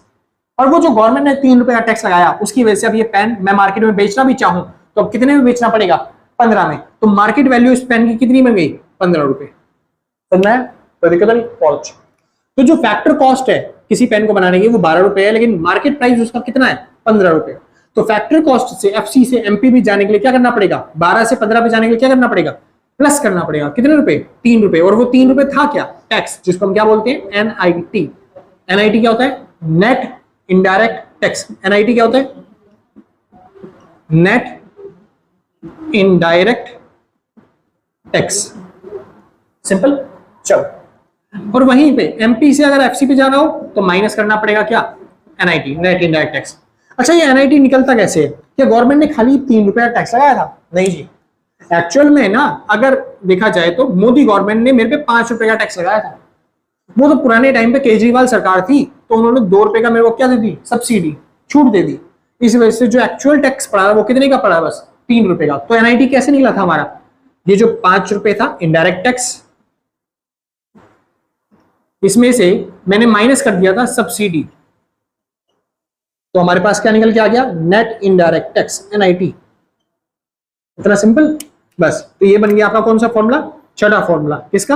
एनआईटी का। ये 2 फॉर्मूले और हैं, ये 2 फॉर्मूले आप जैसे ही याद कर लोगे ना वैसे आपके ये जो नेशनल इनकम के एग्रीगेट्स थे ना ये खत्म हो जाएंगे। फिर हम एक्चुअल में चालू कर पाएंगे method of estimating national income. ठीक है जी, कोई दिक्कत नहीं। ये भी फॉर्मूले करवा रहा हूं। जैसे ये फॉर्मूले की थ्योरी वाली कंसेप्ट वाली वीडियो खत्म होती है वैसे ही मैं न्यूमेरिकल चालू कर दूंगा। ठीक है, अभी पहले एक बार फॉर्मूले लिखवा देता हूं सारे के सारे, ताकि आपको बार बार डिवीजन करने के टाइम पे ढूंढने ना पड़े कि कहां गए फॉर्मूले सारे के सारे। ठीक है जी, उसके बाद लास्ट में मैं आपको सारे न्यूमेरिकल एक बार लाइन से करवा दूंगा। सिंपल जी, 6 फॉर्मूले हो चुके हैं। फटाफट जिसको नोट करना है नोट करो, फिर हम आगे चलते हैं। हाँ भाई, तो चालू करते हैं। अब अगला टॉपिक आता है method of estimating national income. National income के जो भी छोटे मोटे एग्रीगेट्स थे वो मैंने करवा दिए, छोटे मोटे कंसेप्ट खत्म करवा दिए, यानी टोटल 6 फॉर्मूले जो थे वो मैंने करवा दिए। अब बस खाली गिनती के 4 फॉर्मूले रह गए हैं। ठीक है जी, और वो 4 फॉर्मूले में से 3 फॉर्मूले करवाऊंगा यहाँ पे सीधा direct method of estimating national income में। ठीक है जी, अब वो 3 फॉर्मूले हैं क्या?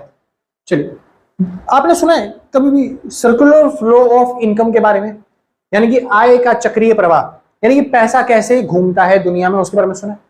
चलो मैं बता देता हूं। दुनिया में सबसे पहले होता है प्रोडक्शन। क्या होता है? प्रोडक्शन। कोई भी सामान बनाया जाता है, उसके बाद जिस भी बंदे ने वो सामान बनाया, जिस भी बिजनेसमैन ने वो सामान बनाया उसको वो बेचेगा और उसको बदले में क्या मिलेगी? अब इनकम, यानी कि उसको क्या मिलेगी? इनकम। अब क्योंकि वो इनकम कमाएगा, वो पैसा कमाएगा, तो जो उसके पास काम करने वाले मजदूर हैं बदले में वो उनको भी इनकम दे देगा। तो सबको अगर इनकम मिलेगी, सभी इंप्लॉइज करेंगे क्या? उस पैसे को जेब में रखे घूमेंगे? नहीं, वो उस पैसे को खर्च करेंगे। यानी कि जो भी पैसा इनकम की तरह कमाया जाता है बाद में उस पैसे को क्या किया जाता है? एक्सपेंडिचर, खर्च किया जाता है। और खर्च करने के बाद वो पैसा दोबारा से किसके पास पहुंच जाता है? जिस बंदे ने वो सामान बनाया था, यानी प्रोडक्शन किया था। तो पैसा बस इसी तरीके से घूमता है। सबसे पहले क्या होता है? प्रोडक्शन, उसके बाद क्या होता है? इनकम, उसके बाद क्या होता है? एक्सपेंडिचर। अगर मैंने 1000 रुपए का प्रोडक्शन किया तो मैं जब बेचूंगा तो मेरे को इनकम कितनी मिलेगी? 1000 रुपए। और जब मैं उसको खर्च करूंगा तो मेरे को खर्चा कितने का करूंगा? 1000 का। और फिर प्रोडक्शन होगा तो कितने का होगा? 1000 का। सिंपल। हाँ, एक छोटा सा कंसेप्ट आता है यहाँ पे। कई बार लोग सेविंग कर लेते हैं। सेविंग मतलब 1000 रुपए इनकम कमाई है, उसमें से वो लोग 200 रुपए क्या कर लेते हैं, पैसे बचा लेते हैं, सिंपल। तो इसलिए वो खर्चा कितने का करते हैं अगली बार, 800 रुपए का। अब जब 800 का ही खर्च करेंगे तो जिस बंदे ने प्रोडक्शन किया था, सामान बनाया था, क्या उसका सारा सामान बिका? नहीं, उसका तो बस 800 का सामान बिका। तो क्या अगली बार भी वो 1000 का प्रोडक्शन करेगा? नहीं। तो अगली बार वो कितने का प्रोडक्शन करेगा? बस 800 का। और फिर अगली बार जो सामान बना के बेचेगा 800 का, उससे इनकम कितनी मिलेगी? 800 रुपए इनकम मिलेगी। यानी देख रहे हो, देश के सर्कुलर फ्लो में से पैसा क्या हो गया, बाहर चला गया, 200 रुपए बाहर निकल गए। इसलिए बोलते हैं मैक्रो इकोनॉमिक्स पे सेविंग करना क्या होती है, बुरी बात होती है, पैसे बचाने नहीं चाहिए। बस इतना कंसेप्ट था, मैं आपको समझाना चाहता था। सर्कुलर फ्लो ऑफ इनकम में प्रोडक्शन, इनकम और एक्सपेंडिचर ज्यादातर केसेस में हमेशा क्या होते हैं, सेम होते हैं। यानी जितना प्रोडक्शन होगा उतने से ही क्या होगी, इनकम, और जितनी इनकम होगी उतना ही क्या होगा, एक्सपेंडिचर। समझे? सेम इसी तरीके से यहां पे जब हम नेशनल इनकम निकालेंगे तो नेशनल इनकम निकालते समय हमको 3 मेथड मिलते हैं। पहला प्रोडक्शन मेथड, दूसरा इनकम मेथड और तीसरा एक्सपेंडिचर मेथड। और क्योंकि ये तीनों ही की वैल्यू सेम होती है, इसलिए इन तीनों फॉर्मूले से भी आंसर आपका क्या आना चाहिए, सेम। अगर सेम आ रहा है तब तो सही है, वरना गलत है। शुरू करते हैं सबसे पहले मेथड के साथ। सबसे पहला फॉर्मूला, यानी कि फॉर्मूला नंबर हो गया यहाँ पे 7वां, है ना। चलो, फिलहाल इन 3 मेथड में से सबसे पहला फॉर्मूला, सबसे बड़ा फॉर्मूला, प्रोडक्शन मेथड।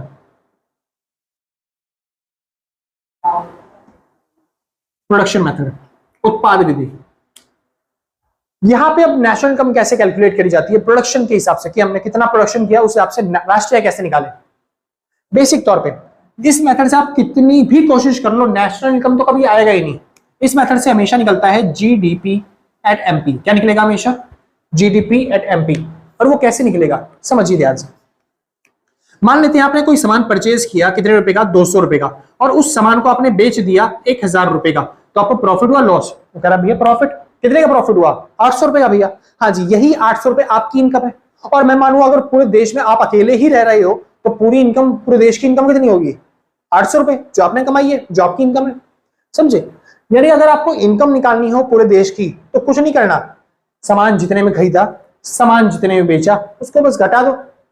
समझ में? मैं समझाता हूं, दोबारा समझाता हूं। देखो, आपने कोई सामान खरीदा कितने रुपए का, 500 रुपए का, और जब आप उस सामान को अपने बेचने गए, आपने सोचा कि उस सामान को दोबारा बेच देता हूं बढ़िया तरीके से, तो उस सामान को बेचने पे आपको वैल्यू मिली, यानी वैल्यू ऑफ आपका आउटपुट, आपका सामान की वैल्यू आपको कितनी मिली, आपको मिली 1500 रुपए। समझे? आपको कितनी वैल्यू मिली, 1500 रुपए। कोई दिक्कत नहीं, पक्का? हाँ जी। तो आपको प्रॉफिट हो रहा है, लॉस हो रहा है? वो कह रहा भैया प्रॉफिट हो रहा है। कितने का प्रॉफिट हो रहा है, 1000 का। तो आपकी इनकम कितनी की बनी, 1000 रुपए। तो देश की इनकम कितनी होगी, 1000 रुपए। कैसे निकाला आपने, बहुत अच्छे तरीके से। वैल्यू ऑफ आउटपुट में से क्या माइनस किया, परचेज। तो बस यहां पे भी क्या करना है, वैल्यू ऑफ आउटपुट में से, यानी कि वैल्यू ऑफ आउटपुट में से माइनस करना है क्या, परचेज। कई बार परचेज का दूसरा नाम इंटरमीडिएट वैल्यू भी दे देते हैं। तो आपको याद रखना है, इंटरमीडिएट वैल्यू, इंटरमीडिएट कॉस्ट या फिर परचेज, दोनों सेम ही नाम होते हैं। और कैसे निकालेंगे जीडीपी एमपी, तो वैल्यू ऑफ आउटपुट में से क्या माइनस करना है, परचेज। समझ में आ गया? कोई दिक्कत नहीं। चलो, अच्छा समझिए, कई बार वैल्यू ऑफ आउटपुट ना दे, वैल्यू ऑफ आउटपुट नहीं देगा तो आपको दो चीजों को जोड़ के निकाल लेना है। पहला चीज क्या, सेल्स। इसके साथ क्या जोड़ना है, आपको जोड़ना है स्टॉक। क्या जोड़ना है, स्टॉक। स्टॉक क्या है भैया, क्या चीज, मेरे समझ नहीं आया भैया, ये समझाओ थोड़ा भैया, ध्यान से समझाओ भैया, अच्छे से समझा नहीं पा रहे आप। समझाता हूं। देखो, जो वैल्यू ऑफ आउटपुट था वो कितना था, 1500 रुपए। मैंने जो सामान 500 में खरीदा था, जब उसको बेचने गया मार्केट में, मेरे को क्या पता चला मेरी कितनी वैल्यू हो चुकी है आउटपुट की, 1500 रुपए। लेकिन मैं लालची इंसान, मैंने बेचा नहीं, मैंने सोचा थोड़ा सा महंगा हो जाएगा तब बेचूंगा। लेकिन हाँ, थोड़ा सा घर पे पैसे की जरूरत थी तो मैंने सोचा कि थोड़ा बेच देता हूँ, थोड़ा बाद में बेचूंगा। समझ आया? तो मैंने क्या किया, मैंने इसमें से 1000 रुपए का सामान तो बेच दिया, लेकिन 500 रुपए का सामान अभी नहीं बेचा, बाद में बेचूंगा। तो जो सामान मैंने बेच दिया उसको मैं क्या बोलता हूं, सेल्स। और जो सामान मैंने बचा लिया बाद में बेचूंगा उसे क्या बोलूंगा मैं, स्टॉक। तो अगर मैं पूछूं ये जो 500 रुपए का सामान मैंने खरीदा था, इसको अगर मैं बेचने गया, क्या मैंने सारा बेच दिया? नहीं, मैंने 1000 का बेचा, 500 का भी नहीं बेचा। लेकिन 500 रुपए जो सामान था उसकी वैल्यू कितनी हो चुकी है, उसकी तो 1500 रुपए वैल्यू है ना। तो उस हिसाब से मैं इनकम कैलकुलेट करूंगा अपनी। तो वैल्यू ऑफ आउटपुट कैसे निकलता है, सेल्स और स्टॉक को जोड़ोगे। समझ में? सेल्स और स्टॉक, अरे माथा बच्ची मत करो, बस याद कर लो। वैल्यू ऑफ आउटपुट कैसे निकलेगा, सेल्स और स्टॉक को जोड़ के। समझे। और ऐसा वैसा स्टॉक नहीं, इसको बोलते हैं डेल्टा स्टॉक। डेल्टा स्टॉक मतलब चेंज इन स्टॉक या फिर net addition to stock, word ये वाले यूज होते हैं कई बार पेपर में। Change in stock, net addition to stock, समझे, याद रख लेना। Net addition to stock, change in stock का फॉर्मूला क्या होता है, स्टॉक में चेंज जो होता है उसका फॉर्मूला क्या होता है, चेंज इन स्टॉक का फॉर्मूला सुनिए। शाम को बिजनेस बंद करने गया तो पता चला मेरे पास सामान था 400 किलो का। सुबह जब बिजनेस खोला मेरे पास पता चला मेरा सामान कितने का है, बस खाली 200 किलो का। स्टॉक में चेंज आ गया, कितने का चेंज आया, 200 का। कैसे निकाला, इसमें से इसको माइनस करके, यानी कि क्लोजिंग स्टॉक में से माइनस करना होता है ओपनिंग स्टॉक, तो क्या जाता है delta stock, change in stock. Simple जी, कोई दिक्कत नहीं। अच्छा, कई बार सेल्स नहीं देता तो सेल्स कैसे निकालें, सेल्स मतलब क्या होता है, सेल्स मतलब होता है माल बेचना। सामान कहां पे बेचेंगे, या तो देश के अंदर बेचेंगे या फिर देश के बाहर बेचेंगे। अगर देश के अंदर बेचा तो क्या बोलते हैं उसको, उसको बोलते हैं भैया डोमेस्टिक सेल। क्या बोलते हैं, डोमेस्टिक सेल। और अगर देश के बाहर में बेचेंगे तो क्या बोलेंगे, तो देश के अंदर बेचेंगे तो डोमेस्टिक सेल, देश के बाहर बेचेंगे तो वो कह रहा है इंटरनेशनल सेल। हाँ बहुत अच्छी बात है मगर सोच छोटी है, उसको एक्सपोर्ट बोलते हैं भाई। क्या बोलते हैं, एक्सपोर्ट। तो डोमेस्टिक सेल और एक्सपोर्ट को जोड़ के क्या मिलता है आपको, टोटल सेल, आपने कितना सामान बेचा। सेम इसी तरीके से परचेज, परचेज मतलब होता है सामान खरीदना। कहां से सामान खरीदोगे, या तो देश के अंदर से या फिर देश के बाहर से। अगर देश के अंदर से सामान खरीदते हो तो उसको क्या बोलेंगे, उसको बोलेंगे डोमेस्टिक परचेज। और अगर देश के बाहर से सामान खरीदते हो तो उसको क्या बोलेंगे, इंटरनेशनल परचेज। अच्छा समझदार हो, हाँ जी, उसको बोलते हैं इंपोर्ट। क्या बोलते हैं जी, इंपोर्ट। तो इन दोनों को जोड़ के आप क्या निकाल सकते हो, परचेज। समझ, ये है आपका फॉर्मूला नंबर 7, या फिर मेरी तरफ से कहा जाए तो फॉर्मूला नंबर पहला, प्रोडक्शन मेथड। मैं इसको प्रोडक्शन मेथड बोलता हूं। और इसका एक नाम और है, क्या नाम है जी इसका दूसरा। यहां पे देखो हो क्या रहा है, 500 रुपए की चीज को हम कुछ एडिशन करके वैल्यू बढ़ा के उसकी कितने में बना के बेच रहे हैं, 1500 में। यानी हम उस प्रोडक्ट की वैल्यू बढ़ा रहे हैं, गुणवत्ता को बढ़ा रहे हैं। इसलिए इस फॉर्मूले का नाम दूसरा क्या है, वैल्यू एडेड मेथड। क्या नाम है, वैल्यू एडेड मेथड। इसलिए कई बार एग्जाम में आपको जीडीपीएमपी की जगह बोल देता है निकालिए जीवीए। क्या निकालिए, जीवीए। ये जो वीए दिखाई दे रहा है ना, वीए और कुछ नहीं है, इसको बोलते हैं वैल्यू एडेड। तो इससे डरना मत, जीवीए मतलब भी जीडीपीएमपी होता है। यानी कि मैं सीधी सी बात बताऊं तो वीए का मतलब ही डोमेस्टिक प्रोडक्ट होता है। इतना याद रख लो बस, हो जाएगा काम, बंटा धार। समझ में आया, कोई दिक्कत नहीं। वो कह रहा भैया इतना बड़ा फॉर्मूला भैया हमसे याद नहीं होगा। चलो कोई बात नहीं, अगर तुमसे याद नहीं होगा तो इस पूरे फॉर्मूले की जगह निचोड़ का फॉर्मूला दे देता हूँ, सिंपल सा फॉर्मूला, लास्ट फॉर्मूला दे देता हूँ, वो याद कर लो। पूरा फॉर्मूला याद नहीं करना पड़ेगा। कह रहा भैया बहुत अच्छी बात, तो आप ही भैया होने चाहिए भैया जिंदगी में, आप ही बढ़िया पढ़ाते भैया। तो हाँ बस ये याद कर लो, बस ये फॉर्मूला, फिर बंटा था तुम्हारा। तो जीडीपीएमपी कैसे निकलेगा, जीडीपीएमपी कैसे निकलेगा, तो सीधी सी बात है, सेल्स प्लस में डेल्टा स्टॉक माइनस में परचेज। बस एक ये फॉर्मूला याद कर लो, ये मेरा रामबाण इलाज भाई, बस ये फॉर्मूला याद कर लो। उतना बड़ा फॉर्मूला याद करने की जरूरत नहीं है, ये लिख लेना, इंपॉर्टेंट टॉपिक था ये, मैं मिटा दिया ताकि इस पे फोकस कर पाओ आप, वरना कंफ्यूजन हो जाती है ये दोनों में से इंपॉर्टेंट कौन सा ज्यादा। समझे क्या बोला मैंने, जीडीपीएमपी कैसे निकलेगा, सेल्स प्लस में डेल्टा स्टॉक माइनस में परचेज। बाकी तो मैं अपने आप याद कर लूंगा, डेल्टा स्टॉक का फॉर्मूला मैं अपने आप याद करा दूंगा आपको। डेल्टा स्टॉक क्या होता है, क्लोजिंग स्टॉक माइनस में ओपनिंग स्टॉक। स्टॉक में चेंज ही तो देखना है। डेल्टा, ये जो ट्रायंगल दिख रहा है ना, ये ट्रायंगल ऊपर से बहुत नुकीला होता है, आप ध्यान रख लेना, इसलिए तैयार कर लो। डेल्टा स्टॉक, डेल्टा ये इसको डेल्टा बोलते हैं। डेल्टा मतलब होता है चेंज, तो स्टॉक में चेंज आया कैसे निकालेंगे, क्लोजिंग में से ओपनिंग हटाना है बस। समझे। और एक चीज याद रख लेना, इन दोनों जोड़ के निकलता है वैल्यू ऑफ आउटपुट। क्या निकलता है, वैल्यू ऑफ आउटपुट। इतना ऐसे याद कर लो बस, बहुत है। इतना फॉर्मूला मैं अपने आप याद करवा दूंगा, तुम्हें बसर लेने की जरूरत नहीं है, बस इतना याद रहो। जीडीपीएमपी का फॉर्मूला यानी प्रोडक्शन मेथड से क्या निकलता है, तो बोल देना जीडीपीएमपी। मैं पूछूं जीडीपीएमपी कैसे निकलता है, तो बोल रहा है सेल्स प्लस में डेल्टा स्टॉक माइनस में परचेज। बाकी मेरी सरदर्दी है, मैं करवा दूंगा अपने आप, मत बच्ची मत करो। समझे, बस हो जाएगा। ये था आपका प्रोडक्शन मेथड से पहला फॉर्मूला। अगर किसी के बस की है पूरा याद करने के लिए तो बेस्ट ऑफ लक, बहुत अच्छे तरीके से याद करना भाई, क्योंकि अगर आप पूरा कर रहे हो तो फिर कभी ना कभी आगे काम आएगा। यूजीसी नेट क्लियर करने में बहुत सारी चीजें काम आती हैं। सिंपल जी। तो जिसको नोट करना है फटाफट से नोट करो, फिर मैं अगला करवाता हूं दूसरा मेथड, जिसका नाम क्या है, इनकम मेथड। और सबसे बड़ा मेथड इनकम मेथड है। नोट कर लो भाई फटाफट, फिर आगे चलते हैं। हाँ भाई श्योर थे। अपना अगला टॉपिक आता है कौन सा, अब बात आती है इनकम मेथड की। ये हो गया फॉर्मूला नंबर 2, इनकम मेथड। और इनकम मेथड सबसे बड़ा मेथड आता है तीनों मेथड में से, ठीक है जी। अब ये इनकम मेथड से नेशनल इनकम कैसे निकालें? इस मेथड से भी आप कितना ही दम लगा लो भाई, इनकम मेथड से भी नेशनल इनकम नहीं निकलेगा आपसे। इससे क्योंकि निकलेगा एनडीपी एट एफसी। क्या निकलेगा? NDP at FC. इसको बोलते हैं डोमेस्टिक इनकम। क्या बोलते हैं? Domestic income. NDP at FC निकलता है। और कैसे निकलेगा तो समझिए। इनकम मेथड, इनकम मेथड का मतलब होता है आय को जोड़ना है।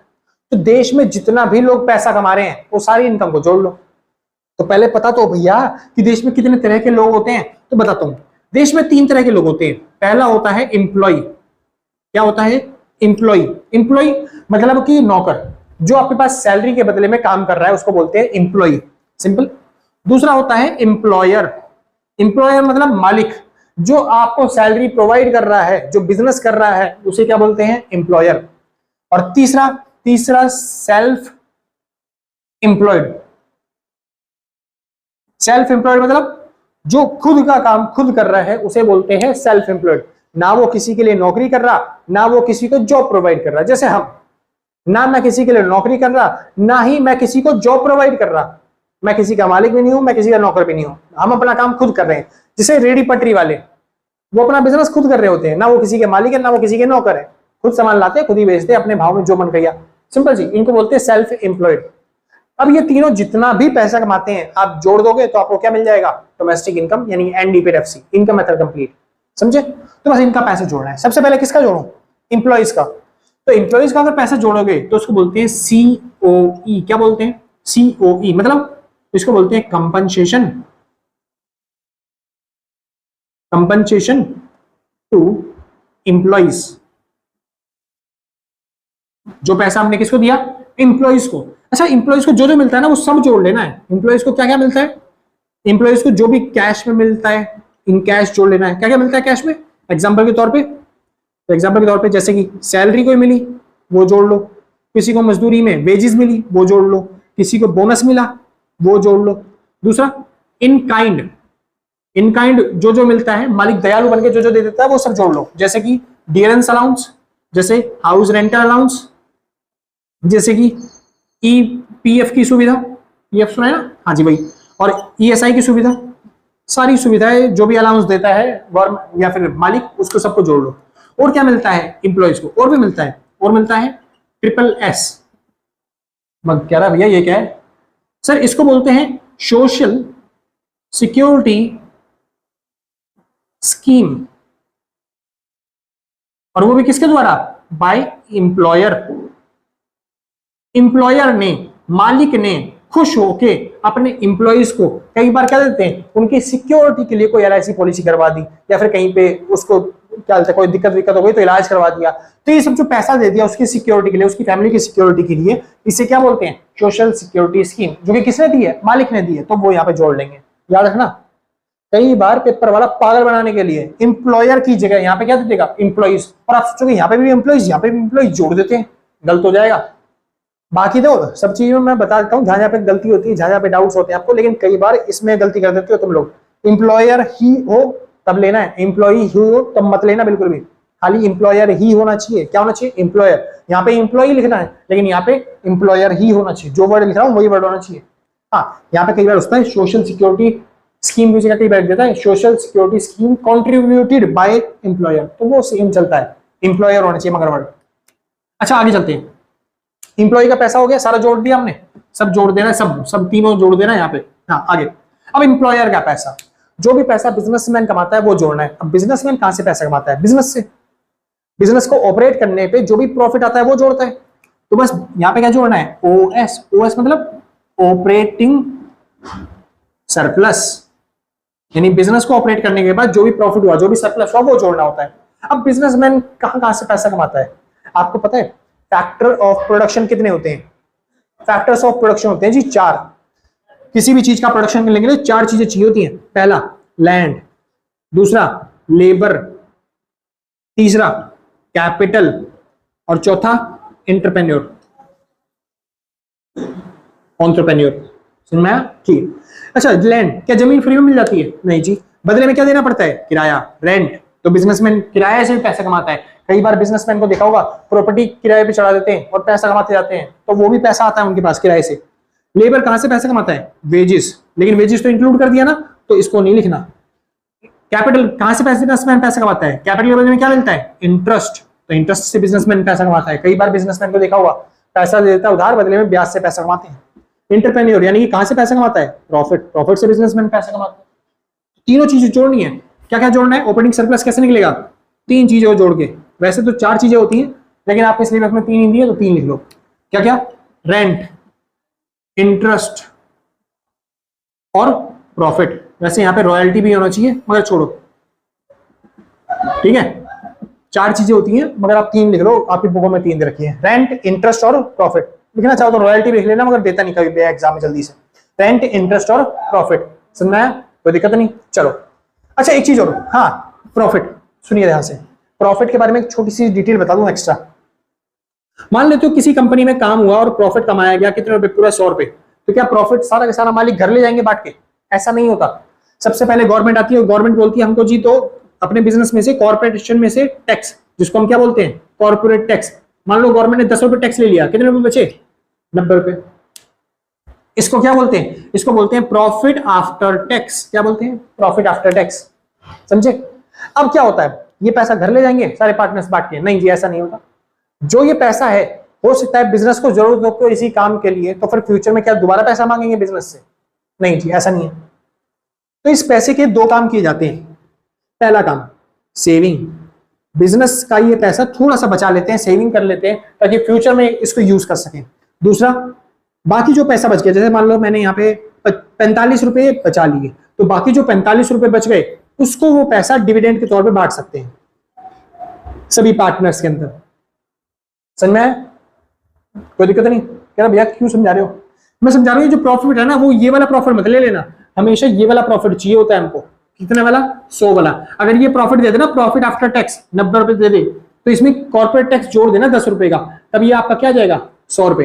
मैं क्या कह रहा हूँ, प्रॉफिट निकालने के लिए, प्रॉफिट आफ्टर टैक्स में क्या जोड़ देना है? Corporate tax. और अगर मान लो प्रॉफिट आफ्टर टैक्स देगी ना, तब कैसे निकालोगे? तो सोच लेना प्रॉफिट कैसे निकलेगा। तब प्रॉफिट कैसे निकलेगा जी? तब निकलेगा कॉर्पोरेट टैक्स प्लस में कॉर्पोरेट सेविंग टैक्स प्लस में डिविडेंड, इन तीनों को जोड़ के। समझे? और कई बार पागल बनाने के लिए कॉर्पोरेट सेविंग की जगह क्या बोल देगा? Undistributed profit. क्योंकि देखो ये तो है डिविडेंड मतलब वो पैसा जो बांट दिया, और जो पैसा नहीं बांटा, जो बिजनेस के एक्सपेंशन के लिए हमने अपने पास बचा लिया, उसे क्या बोलते हैं? सेविंग। जिस पैसे को नहीं बांटा उसे क्या बोलते हैं? सेविंग। यानी कि अनडिस्ट्रीब्यूटेड प्रॉफिट, जिसे बांटा नहीं गया या फिर जिसे रिटेन कर लिया, बचा लिया, तो इसका तीसरा नाम क्या है? Retained earning. समझे? किसी भी नाम से देते समझ जाना। प्रॉफिट कैसे निकलेगा? इन तरीकों से। आगे चलते हैं, लास्ट तीसरा। यहां पे तीसरा कौन है पैसे कमाने वाला? Self employed. और सेल्फ एम्प्लॉयड कहां से पैसा कमाता है किसी को पता नहीं होता, इसलिए क्या बोलते हैं? इसलिए बोलते हैं इसकी इनकम होती है मिक्स्ड इनकम। क्या होती है? Mixed income by self employed. इसलिए इसके कोई और पार्ट्स नहीं है, बस इसका इतना ही है। समझना है? तो क्या करना है? सबसे पहले डोमेस्टिक इनकम कैसे निकलेगी? Compensation of employees, operating surplus और मिक्स्ड इनकम को जोड़ के।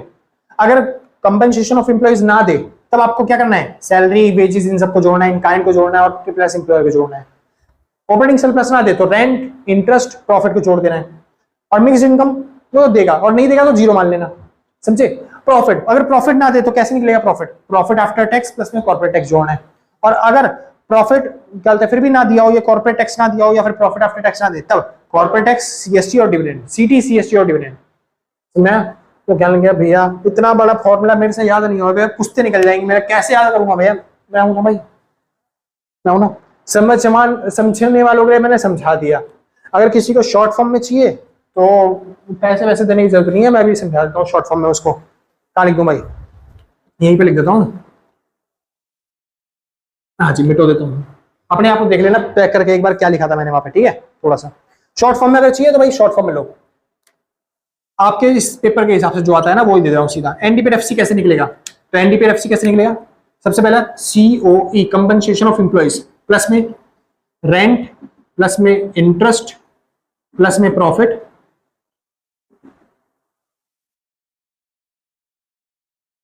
ठीक है, और प्लस में मिक्स्ड इनकम। बस इतना सा फॉर्मूला याद कर लो, बाकी सारा आपका हो जाएगा। ये उन समझने वालों के लिए जिनको समझना था, लेकिन मैंने छोटा सा फॉर्मूला बना के दे दिया। बस ये छोटा सा फॉर्मूला याद कर लोगे, आपका पूरा इनकम मेथड का फॉर्मूला आपको इतना बड़ा याद करने की जरूरत नहीं पड़ेगी, क्योंकि इससे बड़ा सवाल आपके पेपर में नहीं आएगा। मैं देख चुका हूं पुराने पेपर, एक आधी बार आ गया तो आपके बैठ लगे, वरना नहीं आएगा, सच बता रहा हूं। बस ये छोटा सा याद कर लेना, इतनी बड़ी की जरूरत नहीं है। मैंने समझाना था, समझा दिया, समझ लोगे तो ज्यादा बेटर है, आगे चल के काम ही आएगा। ठीक है जी, बाकी जिसको नोट करना है फटाफट से नोट कर लो, फिर हम आगे चलते हैं। सिंपल, बहुत अच्छे। हाँ भाई, अब चालू करते हैं। और अब बारी आती है एक्सपेंडिचर मेथड। ये तीसरा मेथड, नोवा फॉर्मूला, एक्सपेंडिचर मेथड। अब एक्सपेंडिचर मेथड क्या चीज है?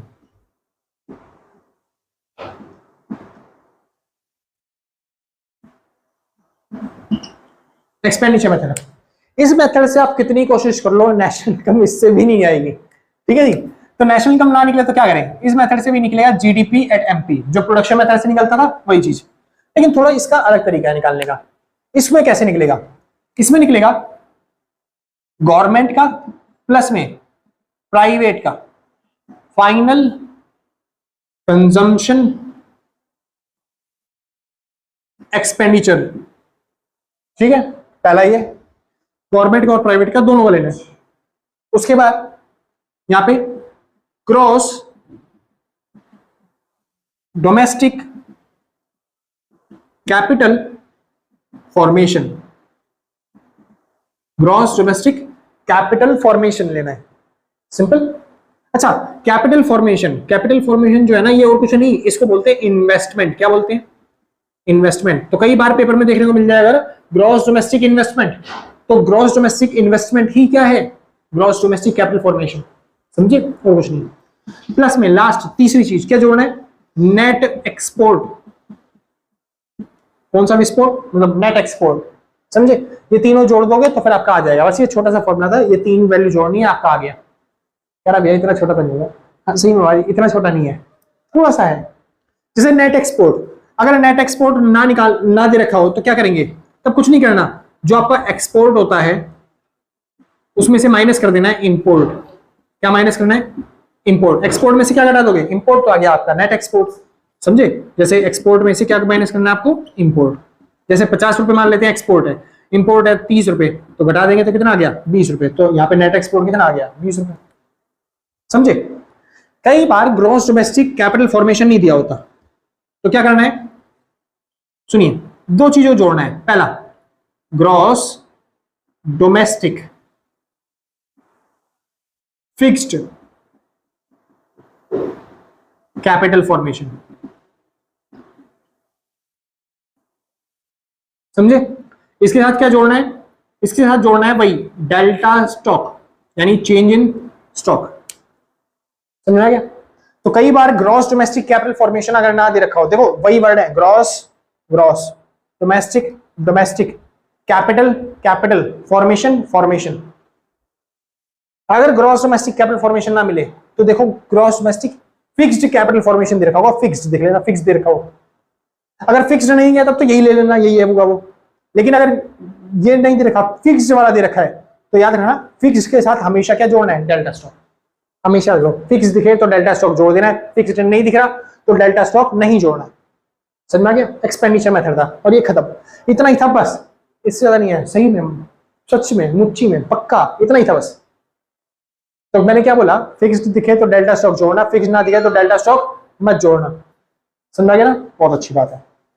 लेकिन हाँ, थोड़ा सा चेंज है। क्या?